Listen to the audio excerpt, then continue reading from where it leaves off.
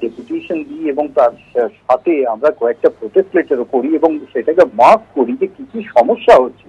এবং সম্ভবত আপনারা জানবেন যে আমাদের সাথে একটু তাদের উত্তপ্ত কথোপকথনও হয়। এই কারণে এটা হয় যে আমরা এক্সাক্ট রেজলিউশনটা চাইছি। আমরা বারবার বলছি যে মানুষকে আতঙ্ক করে নাগরিকত্ব প্রদান করার কোনো কারণ নেই। এটা ভারতবর্ষের নাগরিকদের এবং যারা স্বচ্ছ নাগরিক তাদের একটা একটা একটা সিস্টেমের মধ্যে আনুন এবং তার জন্য কিছু প্রকিউরমেন্ট করুন। প্রধান কাজটা হচ্ছে যে আপনারা এই টাইম স্প্যানটাকে বাড়ান, যে সময় এটাকে আপনাদের এই অল্প সময়ের মধ্যে যেভাবে একটা থ্রেড পয়েন্টে কাজ করছেন এটা কাজ নয়। বিএলওদের ক্ষেত্রে হুমকি, তারপরে সাধারণ মানুষের ক্ষেত্রে হুমকি।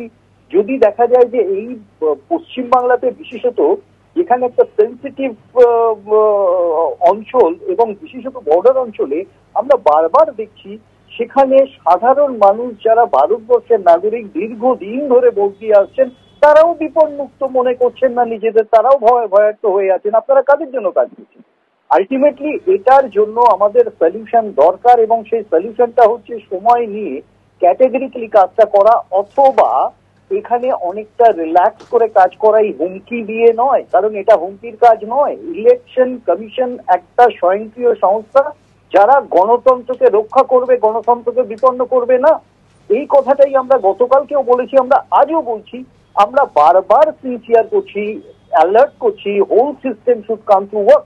এটা এইভাবে কাজ হবে না। তাতে সাধারণ মানুষ বিপর্যস্ত হয়ে পড়ছেন, তারা কোথাও আত্মহত্যা করছেন, কোথাও মানসিক বিপর্যয় গ্রস্ত হচ্ছেন।